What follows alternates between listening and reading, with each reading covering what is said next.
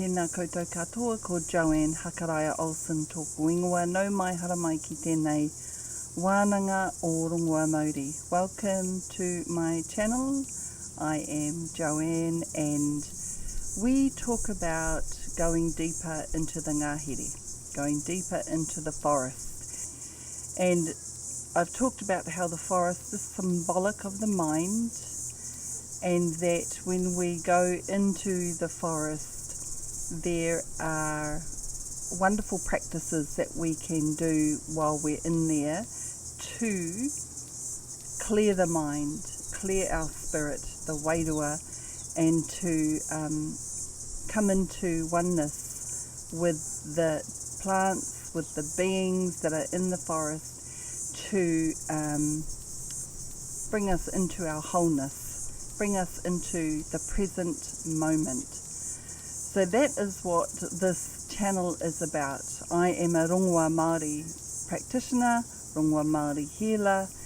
I write a lot about the native plants of Aotearoa and their medicine, but mainly what I write about is their mauri, or their life force, because their true mana, or their potency of rongoa, is in their mauri and what they are a bridge for, because they can link us to the divine, the sacred, divine intelligence. There's so much that we can connect to and attune to when we connect to the spirit of the plants.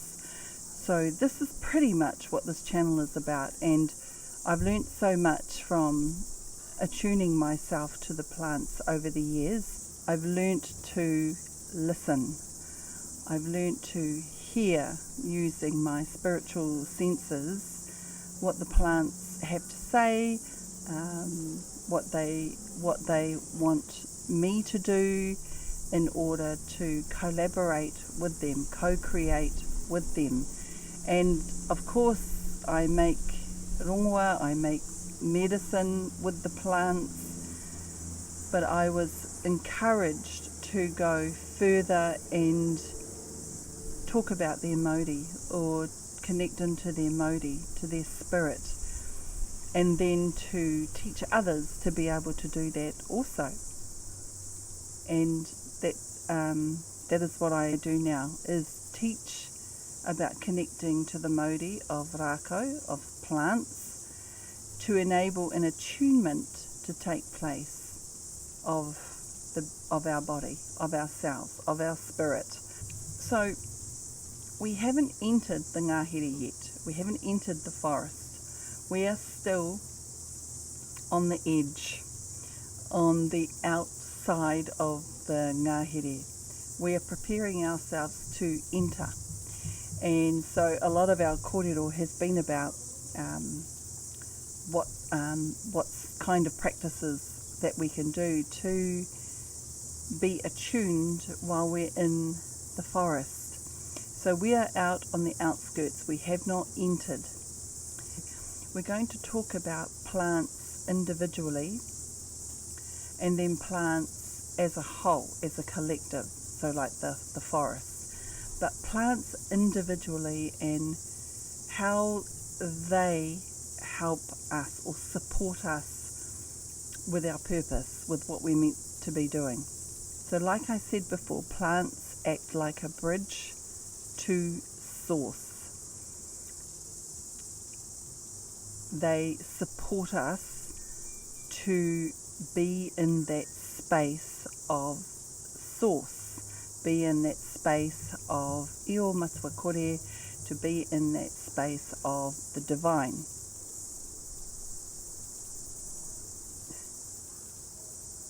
This is what plants can do. In order for that to happen, we have to become clear vessels, or clear conduits, or clear beings of light. In order to do that, we have to let things go, let the chaos go, heal ourselves, transform ourselves, just to let go of what is not serving us. Every plant, every tree has their own Mauri. They are a reflection of ourselves, so that is how we can work with them. We can work with their spirit, where the idea is to mirror the plant. And to mirror the plant, we have to spend time with those plants, bring their essence into our world, into our being, whether that's through making plant medicine and ingesting that, or whether it's making creations with the plant, some art with the.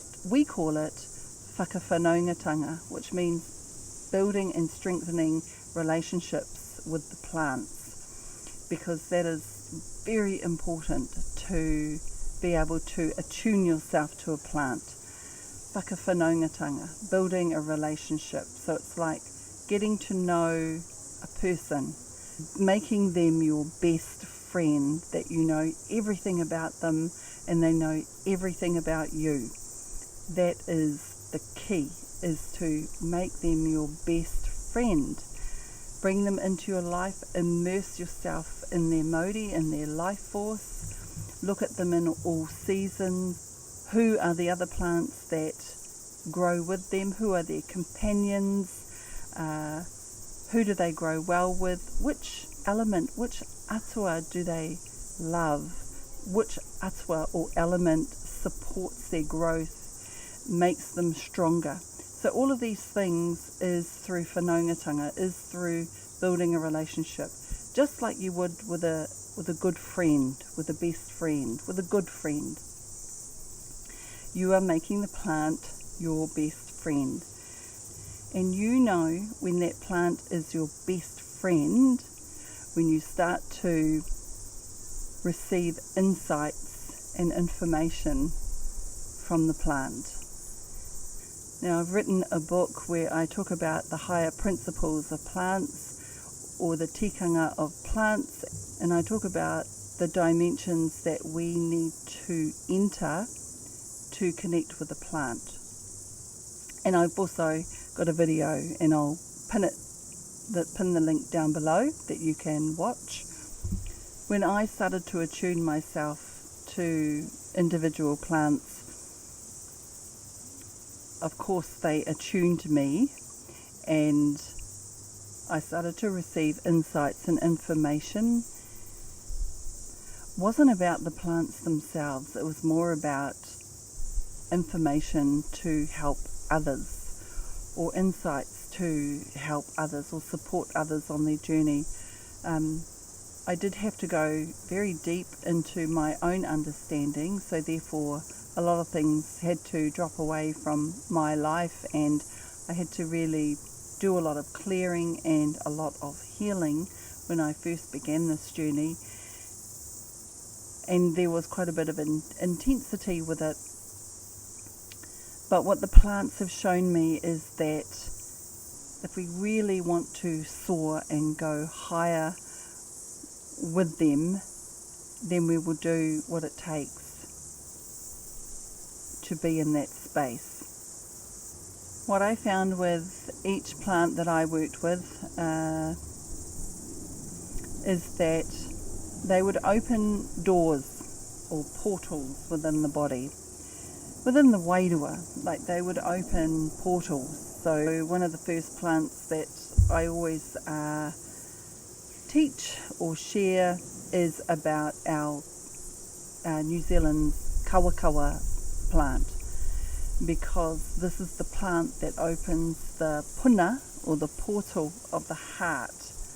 And what that does is it softens the walls that have been built up around the heart over the years through trauma.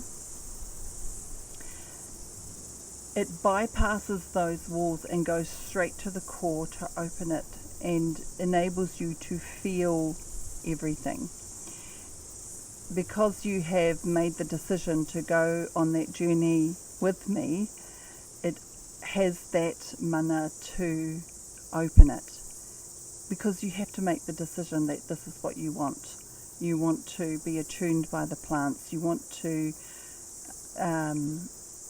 transform. You want to transcend, go higher than before. So you've made that decision to do that. So the plants don't hold back. They don't hold back. They come for you. And because you have allowed it, right? You've allowed it to happen. So the kawakawa plant softens the heart, but it opens the portal there that you can feel. Because that is the key to healing, is to feel everything. If you have been through trauma, you shut down in your heart. You start to cover your heart with walls and brick walls and plate them up so that they can't be felt. You don't want to feel anymore. And so kawakawa comes in for that. And what I found with the groups that I work with is that when we're together, that is the support, because everyone goes through the same scenario. There is always tears, grief that comes to the surface. It just has to, because you can't help but not, you can't help but not feel what kawakawa does. And this is the mana behind the plants as individuals. They come in for you and they help you to release. And then it's up to you whether you release it quickly or slowly.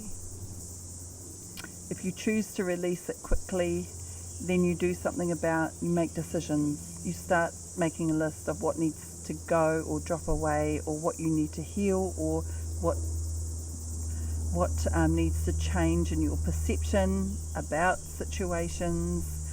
And so you make a list and you start to really work on that. You work on that, however long it takes, but you make an effort to quicken that pace. We sit with that plant. So this is the mana behind, the power behind working with an individual plant. And each plant has a Mauri or a vibration or a sound that resonates with your being. It gives you the sound that you need. It attunes you. So it sees or feels what's missing from you and sounds that out so that you rebuild or build yourself to that sound. This is what the resonance of plants do. So when our bodies are out of alignment, plants can bring them into alignment really fast, real quick. So plants on their own, they have their own Mauri, they have their own vibration. Plants as a whole, like a forest or a reserve or a park, have their own symphony. It's like an alchemy of sound. That is why that when you walk into the Ngahere, you feel profound shifts, or you feel like you're in your whole being instantly. This is the mana of the Ngahere and how it can restore balance on your whole being. The power of that. The power of that. So that is what I wanted to share with you today. The attunement of plants and how plants can help us attune ourselves individually as a single plant. Very, very powerful. But number one, you have to build a relationship with them like they are your best friend. This is really, really important. And then when you start to receive insights or knowledge, or even this is after the shifts have taken place, and then when you start to receive insights or information that you don't know where they've come from, where the information has come from, know that it has come from the Mauri of the plant. The Mauri of the plant. So powerful. So I just wanted to share that when I first started rongoa, traditional plant medicine, I would make rongoa, make medicine for people. I still do. I still do. And I make rongoa every day because I know that when people are ingesting rongoa or using the balms or lotions on their body, I know that it's having a profound effect on them. It is the plants and the connection that they have to the divine that is doing the mahi, doing the healing work.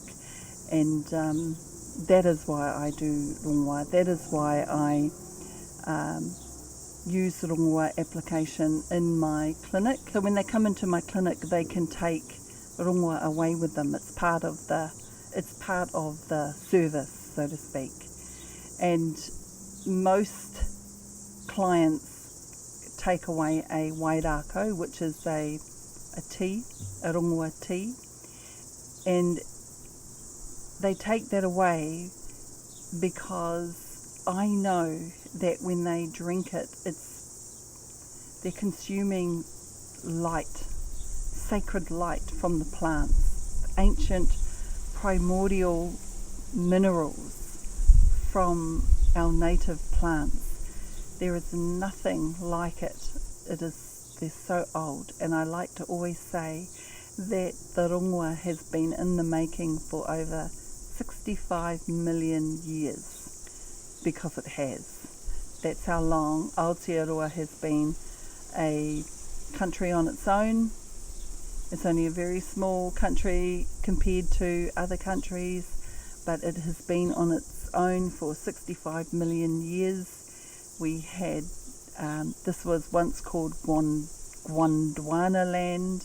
There is so much richness in this whenua, on this land, so much beauty, so much magic, that I am so proud to live here, to be here, and to be able to connect into the plants and the trees and the forests here is truly, I'm grateful every day for that permission to be able to do that. This is my role, this is my mahi. I know that this is my mahi, to share their wisdom, but to share it in a way that is supportive and not harmful, because light, sacred light, can be, it's not helpful for everybody. Light can actually have a negative effect if the person is not ready. So I've seen mātauranga or knowledge being shared with someone, and knowledge is light. So when it comes from, say, the plants, for instance, when knowledge has been shared by the plants, that knowledge is high light, a high vibrational sacred light. It really is. And when you share that with somebody and they're not ready to receive it because their vessel isn't prepared to receive that light, it can have a quite a detrimental effect. It really can, because it will just go over their head. But some people try to grab it, but they shouldn't do that, because if you're meant to receive the kōrero or the talk or the sharing, the insights, if you're meant to receive it, you will, and you'll be able to hold it. So I'm not usually concerned about that, because I know it just goes over people's head, and when they're ready to receive it, they will. But I have seen people try and grab it. But it's not tika. It doesn't work like that. It does not work like that. You still won't be able to hold it. But if it's like it's tapu. So sacred is tapu. So if we look at knowledge as tapu, then you have more of a reverence for the knowledge, for the information, And that's what it's all about, giving reverence. So thank you for joining me today and hearing my kōrero. I really appreciate your support and your comments. I really do. Look forward to seeing you next time. Ngā mihi.